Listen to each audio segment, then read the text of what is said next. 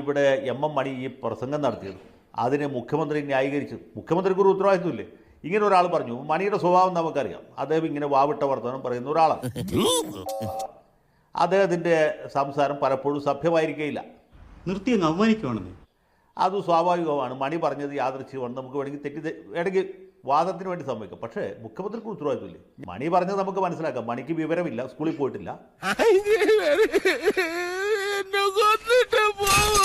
അക്ഷരാഭ്യാസമില്ല. അദ്ദേഹത്തിൻ്റെ വാമൊഴി വഴക്കം എന്ന് പറയുന്നത് അസഭ്യമാണ്.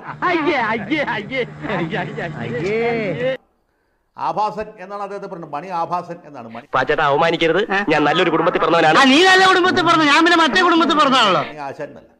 അപ്പൊ ഈ ആഭാസൻ നടത്തിയ പ്രസംഗത്തെ ന്യായീകരിച്ച മുഖ്യമന്ത്രിയുടെ നിലവാരം ഒന്ന് ആലോചിച്ച് നോക്കൂ. നിന്നെ എന്റെ അടുത്തങ്ങ് ചെവിക്കനും അടിച്ച് ഞാൻ പൊട്ടിച്ചേ. ഇവിടെ സ്പീക്കർ എന്ന് പറഞ്ഞ ഒരാളിൽപ്പെട്ടല്ലോ. ഞാൻ കഴിഞ്ഞ ദിവസം പറഞ്ഞ് തിരുത്തി പറയുന്നത് സ്പീക്കറുടെ കസേരയിലാണ് ശരിക്കും വാഴ വെക്കട്ടെ. എന്തിനാ അദ്ദേഹം അവിടെ ഇരിക്കുന്നത്?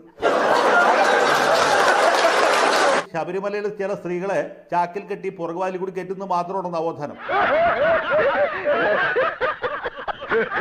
അല്ലെങ്കിൽ പൊതുഖജനാവിൽ നിന്ന് ലക്ഷക്കണക്കിന് അല്ലെങ്കിൽ കോടിക്കണക്കിന് രൂപ ചെലവഴിച്ച് വനിതാ മതിൽ ഉണ്ടാക്കിയപ്പോൾ തീർന്നോ?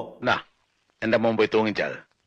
ഇതിനേക്കാൾ വലിയൊരു സഹായം അച്ഛന് ചെയ്യാൻ പറ്റില്ല. ബിരിയാണി ചമ്പ് എന്ന് പറഞ്ഞ വലിയൊരു വിഷയം അവിടെ നിൽക്കുകയാണ്. അതിൽ നിന്ന് ശ്രദ്ധ തിരിക്കാനുള്ള ശ്രമത്തിന്റെ കൂടി ഭാഗമായിട്ടാണ് ഈ മണി എന്ന് പറഞ്ഞ ആഭാസനെ ഇറക്കി വിട്ടുള്ളത്.